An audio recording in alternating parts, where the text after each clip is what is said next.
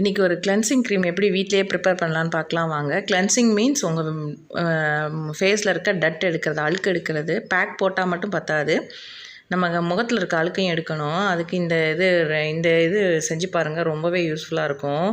இது நான் ஆக்சுவலாக சாத்துக்குடி அல்லது ஆரஞ்சு ரெண்டில் எது வேணாலும் எடுத்து வச்சுக்கோங்க. என்கிட்ட ரெண்டுமே இருக்குது, அதனால நான் எடுத்திருக்கேன். இன்றைக்கி காய்ச்சிய பால் காய்ச்சாத பால் எது வேணாலும் இருக்குன்னு நான் ஆடையோடு எடுத்திருக்கேன். இது வந்து கெட்டி தயிர். நான் கெட்டியால் போர்ஷனை மட்டும்தான் எடுத்துக்குவேன், தண்ணியாக இருக்கிறத எடுக்க மாட்டேன். ஏன்னா பேக் போட்டதுக்கப்புறம் ஃபேஸில் ஒழுக ஆரம்பிச்சிரும். அடுத்து பார்த்திங்கன்னா ஆரஞ்சிலேருந்து கொஞ்சம் ஜூஸ் எடுத்து வச்சுருக்கேன். இது எல்லாம் ஒவ்வொரு ஸ்பூன் போட்டு நல்லா பிளெண்ட் பண்ணிடணும். நல்லா பிளெண்ட் பண்ணி ஒரு 15 மினிட்ஸ் அப்படியே விட்டுருங்க, ரெஸ்ட்டில் விட்டுருங்க. அதுக்கப்புறம் எடுத்து பேக்கை அப்ளை பண்ணுங்கள். சேனல் பிடிச்சா லைக் பண்ணுங்கள், ஷேர் பண்ணுங்கள், சப்ஸ்கிரைப் பண்ணுங்கள். இது வந்து சப்போஸ் எனக்கு சாத்துக்குடியும் கிடைக்கல, ஆரஞ்சு கிடைக்கலன்னா நீங்கள் கோ ஃபார் தக்காளி ஜூஸ். ஆனால் லெமனை தொட்டுறாதீங்க.